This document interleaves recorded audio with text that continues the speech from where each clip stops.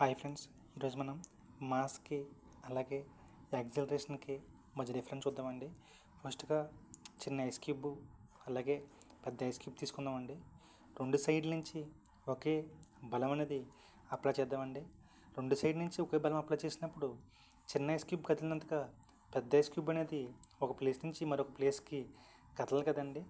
దానికి గల కారణం ఏంటంటే న్యూటన్ ఏం చెప్తారంటే ఏదైనా సరే ఒక వస్తువు యొక్క ద్రవ్యవేగం మార్పిడి అనేది ఆ వస్తువు పనిచేసే బలానికి అనులోమానుపాతంలో ఉంటుందన్నమాట అండి. అలాగే ప్రతిఫలం పనిచేసే దిశలోనే ద్రవ్యవేగం ఉంటుందన్నమాట. దీన్ని ఏమంటాడంటే న్యూటన్ సెకండ్ లా అంటారన్నమాట అండి. న్యూటన్ సెకండ్ లా ఏంటంటే ప్రతిబలం ఈజ్ ప్రపోర్షనల్ టు ద్రవ్యవేగంలో మార్పిడిపై కాలం అన్నమాట అండి.